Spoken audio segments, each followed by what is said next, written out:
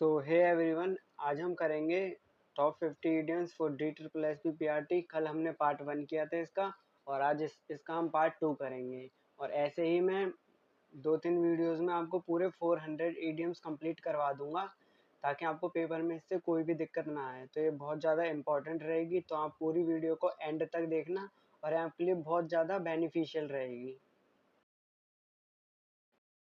तो कल हमने 50 तक ईडीएम को कंप्लीट कर लिया था, और आज हम 51 से करेंगे और 100 तक करेंगे।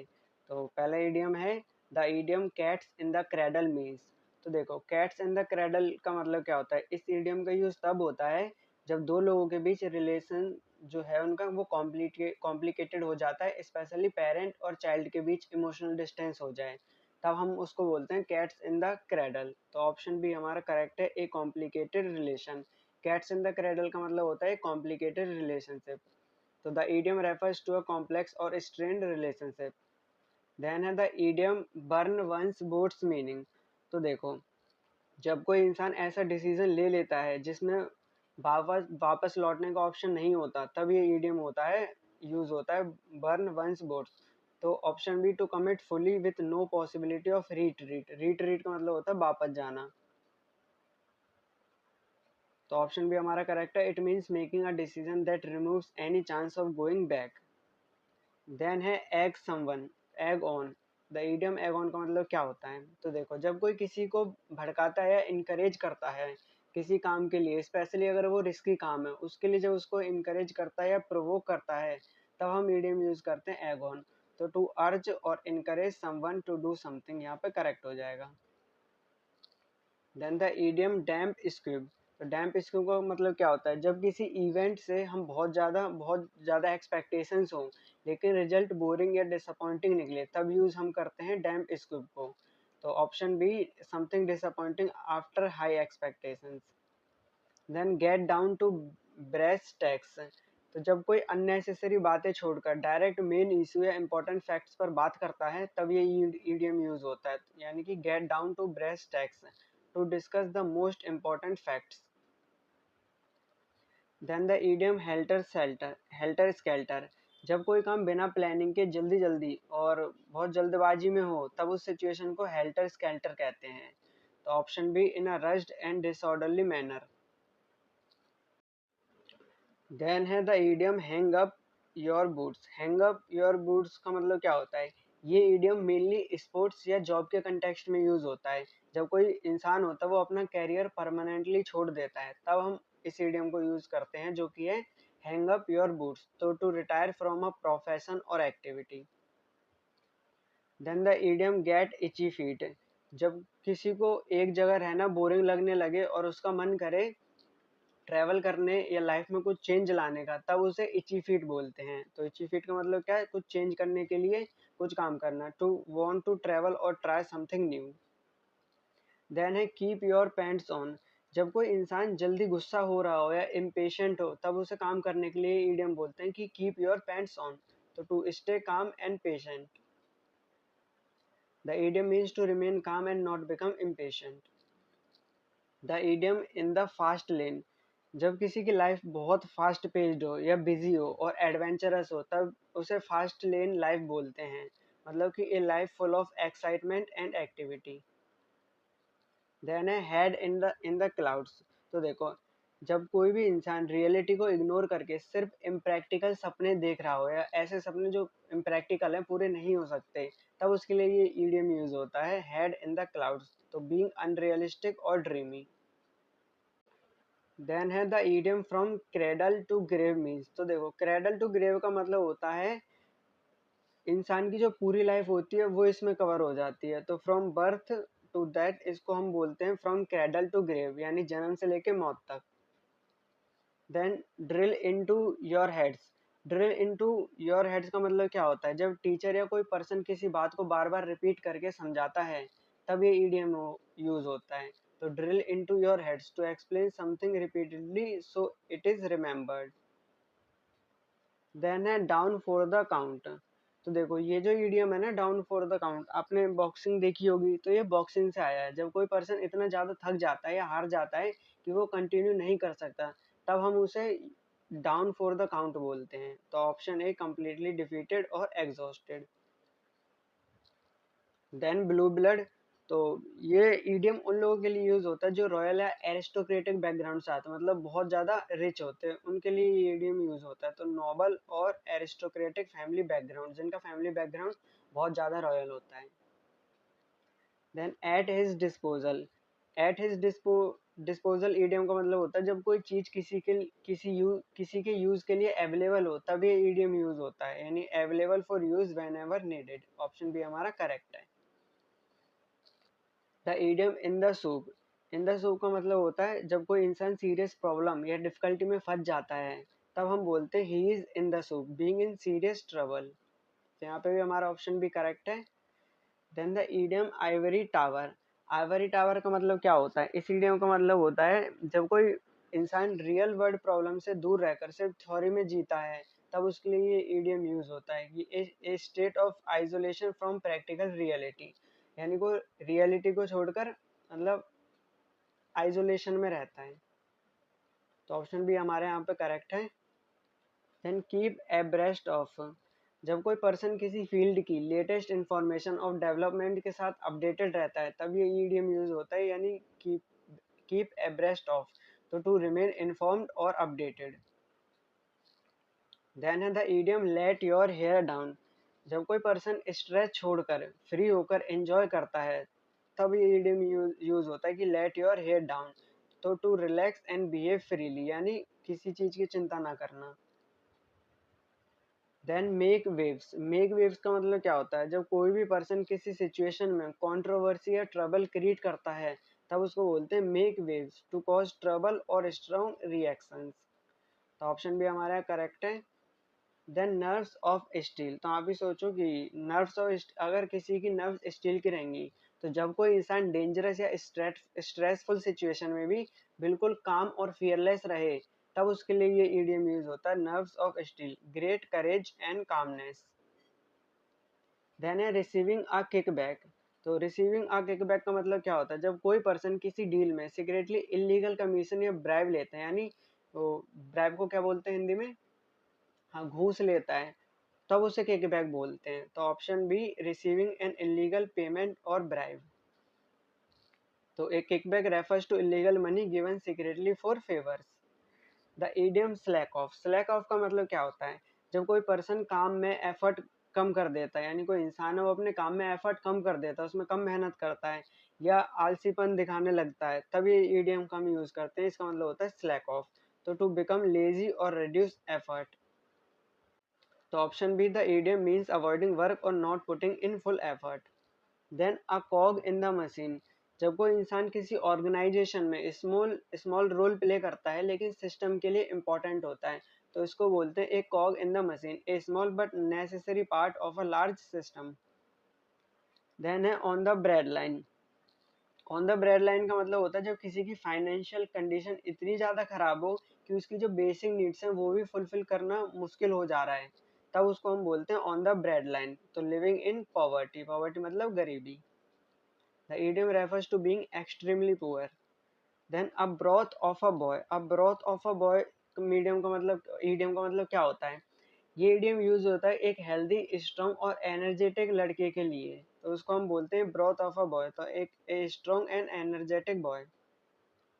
Then a brown study, brown study का मतलब होता है बहुत ज़्यादा डीप थॉट होना, मतलब कि जब कोई इंसान सोच में इतना खो जाता है कि आसपास की चीजें नोटिस नहीं करता तब हम उसे बोलते हैं ब्राउन स्टडी। तो डीप थॉट और सीरियस रिफ्लेक्शन। ऑप्शन बी हमारा करेक्ट है, it means being lost in deep thinking. Then है अ बुल मार्केट, तो आपने स्टॉक मार्केट का नाम सुना है, सुना ही होगा। तो स्टॉक मार्केट में जब प्राइसेस हैं वो कॉन्टिन्यूसली बढ़ रहे होते हैं ना तो उस सिचुएशन को हम बुल मार्केट बोलते हैं। तो a market where prices rise. Option B हमारा करेक्ट है। तो इकोनॉमिक्स में क्या होता है, एक जो बुल मार्केट है उस इसको एक ऐसा पीरियड बोलते हैं जो प्राइस है वो बढ़ता जाता है। देन हम ब्रेक अ लेग, ये तो बहुत कॉमन आपको पता है। तो ब्रेक अ लेग का मतलब होता है to wish someone good luck, किसी को गुड लक विश करना। Then a pipe dream, pipe dream का मतलब क्या होता है? जब कोई प्लान प्रैक्टिकली पॉसिबल ना हो और सिर्फ इमेजिनेशन में ही अच्छा लगे तब उसे पाइप ड्रीम बोलते हैं। तो an unrealistic hope, option B हमारे यहाँ पे करेक्ट है। Then poker face, poker face idiom का मतलब क्या होता है, एक्सप्रेशन लेस फेस, मतलब जिस फेस पे कोई भी एक्सप्रेशन नहीं है। तो जब कोई इंसान अपने इमोशंस फेस पर शो नहीं होने देता, तब उसके लिए हम जो इडियम यूज करते हैं वो है poker face, a face that hides emotions. फिर है अलादीन केव, तो अलादीन केव जो ईडियम है इसका मतलब होता है place full of valuable things. ये ईडियम किसी ऐसी जगह के लिए यूज होता है जहाँ बहुत सारी वैल्यूएबल या इंटरेस्टिंग चीजें हो। तो option B, a place with many interesting objects. Then है an olive branch, an olive branch का मतलब क्या होता है, एन ऑलिव ब्रांच का मतलब होता है पीस को ऑफर करना, यानी शांति को ऑफर करना। तो जब कोई इंसान लड़ाई झगड़े को खत्म करने के लिए पीस को ऑफर यानी शांति को ऑफर करता है, तब ये इडियम यूज होता है एन ऑलिव ब्रांच। तो option B, a gesture of peace. Then है as dead as a door nail, तो as dead as a door nail का मतलब होता है पूरी तरह से इनएक्टिव हो जाना। जब कोई चीज बिल्कुल खत्म हो चुकी हो या उसका यूज नहीं होता हो, तब ये ईडियम यूज होता है as dead as a door nail. तो ऑप्शन बी, कंप्लीटली ऑब्सोलीट और आउट ऑफ ट्रेंड। देन है as phony as a $3 bill, क्योंकि देखो $3 बिल जो है वो एग्जिस्ट नहीं करता, इसलिए ये ईडियम जो है वो किसी बिल्कुल फेक चीज के लिए यूज होता है। फोनी का मतलब ही फेक होता है। तो ऑप्शन बी, कंप्लीटली फेक, और ये ईडियम हमने कल भी पढ़ा था। देन है to shake in one shoes, to shake in one shoes का मतलब होता है जब कोई इंसान बहुत ज्यादा डर जाता है, उसको बोलते हैं to shake in one shoes. तो to be afraid, option B हमारे यहाँ पे करेक्ट है। देन ओवर एंड अबव, जब कोई चीज एक्स्ट्रा या एडिशनल हो उसके लिए हम बोलते हैं ओवर एंड अबव। तो in addition to, option B भी हमारे यहाँ पे करेक्ट है।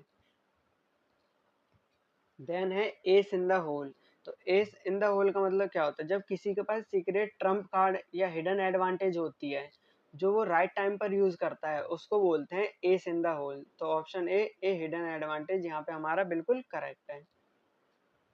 देन है आपका the idiom dead ringer, dead ringer का मतलब क्या होता है, डेड रिंगर का मतलब होता है एग्जैक्ट डुप्लीकेट। जब कोई इंसान या ऑब्जेक्ट बिल्कुल किसी और जैसा दिखता हो, तब हम ईडियम जो यूज करते हैं वो होता है डेड रिंगर। तो डेड रिंगर का मतलब होता है option C, a an exact duplicate. Option C, a dead ringer is someone और something that looks exactly like another. Then water under the bridge, तो देखो वाटर अंडर द ब्रिज जो idiom है इसका मतलब क्या होता है, ऐसे पास्ट इवेंट जो अब बहुत ज्यादा इंपॉर्टेंट नहीं है, जब कोई पुरानी प्रॉब्लम आर्ग्यूमेंट या मिस्टेक हो चुकी हो और अब उसकी कोई भी इम्पोर्टेंस ना हो, तब ये ईडियम यूज करते हैं। मतलब कि आप ऐसे समझो कि जो हो गया उसको भूल जाओ और आगे बढ़ो। तो water under the bridge, something from the past that no longer matters. तो ऑप्शन बी हमारा यहाँ पे करेक्ट है। देन है out and out, out and out का मतलब क्या होता है, पूरी तरह से और टोटली। ये एडियम तब यूज होता है जब किसी चीज को पूरी तरह से डिस्क्राइब करना हो, यानी कि बिल्कुल कंप्लीटली। तो ऑप्शन बी, कंप्लीटली और टोटली।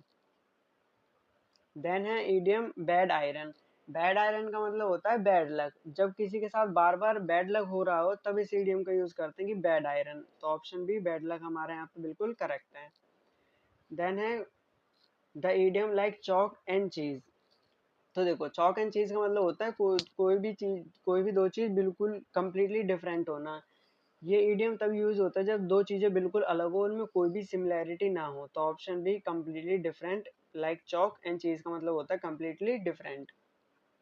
देन है hit the jackpot, hit the jackpot का मतलब होता है जब किसी को अचानक बहुत बड़ा सक्सेस या प्रॉफिट मिल जाए, उसको बोलते हैं हिट द जैकपॉट।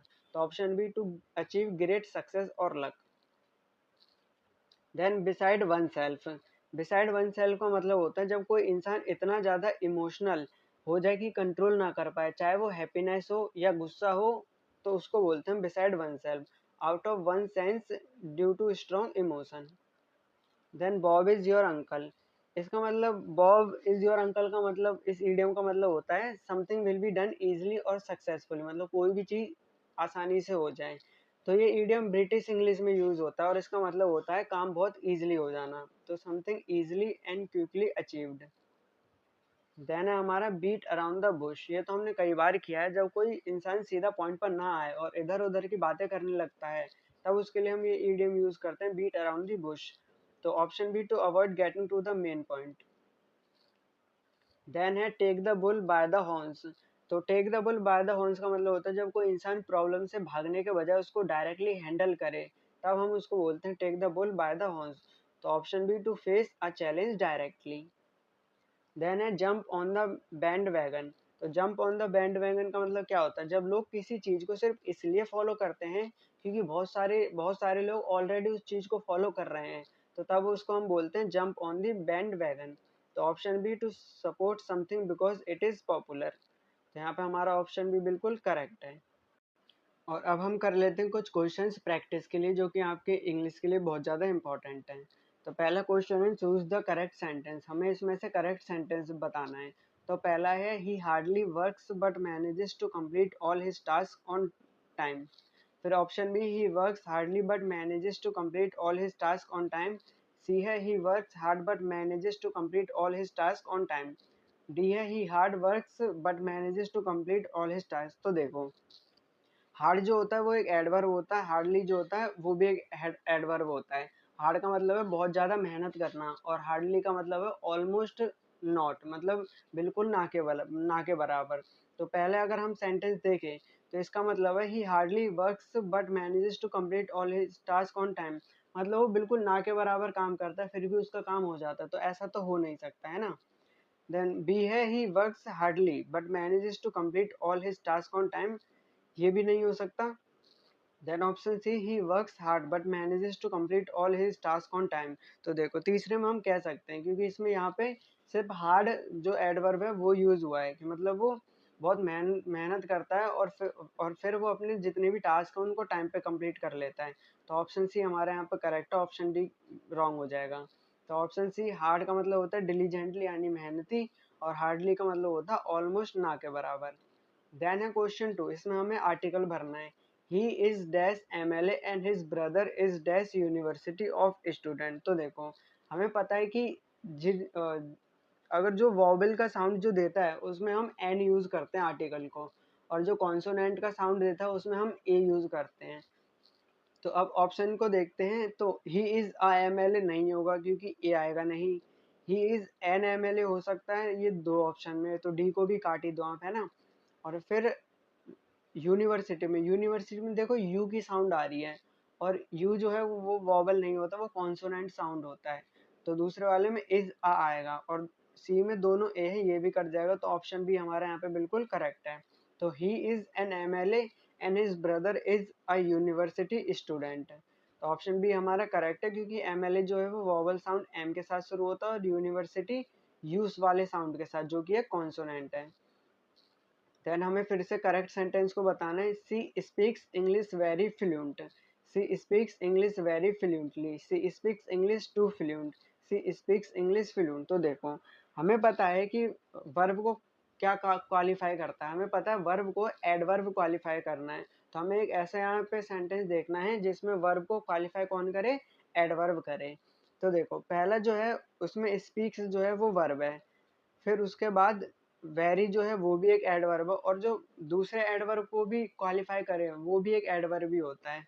लेकिन यहाँ पे जो फ्लुएंट है वो यहाँ पे एडवर्ब नहीं है, तो ये पहला जो हमारा करेक्ट रॉन्ग हो जाएगा। फिर जो है she speaks English very fluently. तो यहाँ पे जो स्पीक्स है वो वर्ब है, और वर्ब को यहाँ पे क्वालिफाई कौन कर रहा है, fluently.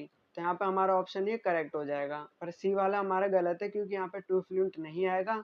She speaks English fluent ये भी नहीं आएगा, तो यहाँ पे हमारा ऑप्शन बी ही करेक्ट होगा।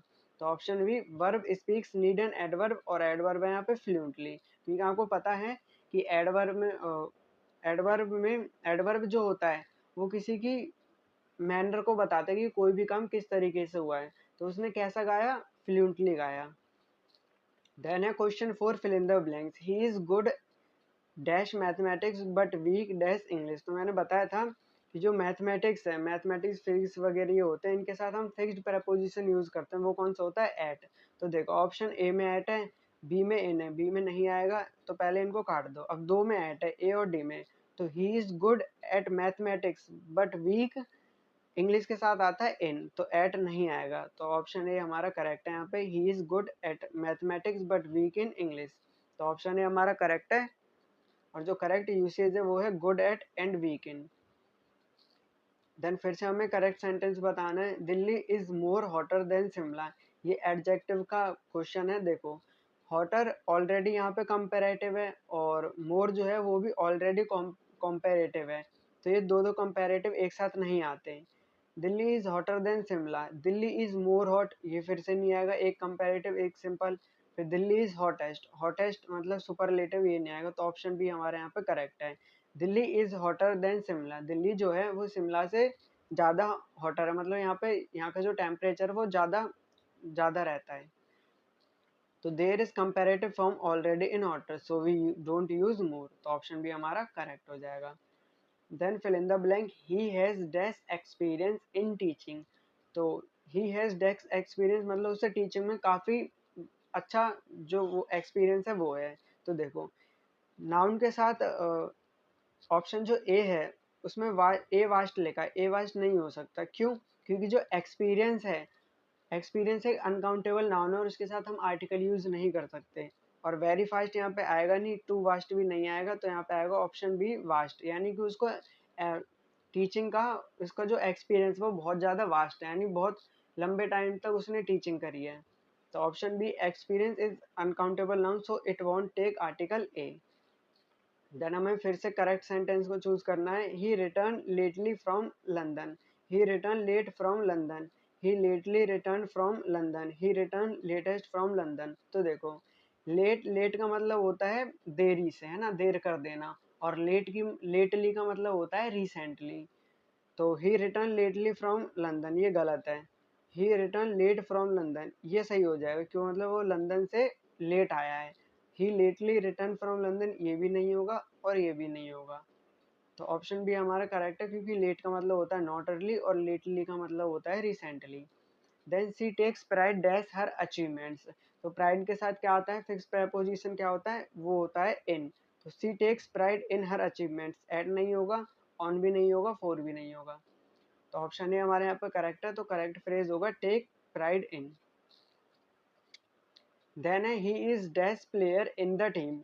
तो यहाँ पे देखो, बेस्ट जो है वो क्या है, हमें पता है कि बेस्ट जो है वो सुपरलेटिव है, क्योंकि 3 डिग्री होती है, पॉजिटिव, कंपैरेटिव और सुपरलेटिव। और हमें ये भी पता है कि जो बेस्ट सुपरलेटिव डिग्री होती है उसके साथ हम कौन सा आर्टिकल यूज करते हैं, तो जो आर्टिकल हम सुपरलेटिव डिग्री के साथ यूज करते हैं वो है द। तो यहाँ पे होगा he is the best player in the team. तो ऑप्शन सी हमारे यहाँ पे बिल्कुल करेक्ट है, ए नहीं होगा, एन नहीं होगा और नो आर्टिकल भी नहीं होगा। तो we use article the with superlative degree. Then फिर से हमें करेक्ट सेंटेंस बताना है, he almost drove his kids to school every day. Drove का मतलब होता है वो ड्राइव करके बच्चों को छोड़ने जाता है स्कूल में। तो देखो, ही ऑलमोस्ट ये गलत हो जाएगा, he drove almost his kids to school every day, ये भी ग्रामेटिकली इनकरेक्ट है। He drove his kids almost to every day school, ये भी गलत हो जाएगा, क्योंकि जो एक्टिविटी है ये बच्चों को रोज स्कूल छोड़ने जाने की, वो मतलब हर रोज होती है, हर रोज उनको छोड़ने जाते हैं, तो इसलिए ऑप्शन सी भी नहीं होगा। तो बचा एक option, option D, he drove his kids to school almost every day, मतलब वो जो है वो अपने बच्चों को स्कूल हर ऑलमोस्ट हर दिन छोड़ने स्कूल जाता है। तो ऑप्शन डी हमारा करेक्ट है, करेक्ट मीनिंग है नियरली एवरी डे, मतलब कि हर रोज। तो आज के लिए इतना ही, एंड आई होप आपको वीडियो पसंद आई होगी और समझ में आया होगा। अगर कोई भी टॉपिक या कोई भी चीज़ समझ नहीं आती हो या नहीं आई होगी आपको, तो आप हमें कमेंट में बता देना, हम वापस से उस चीज़ को आपको बता देंगे। तो मिलते हैं नेक्स्ट वीडियो में।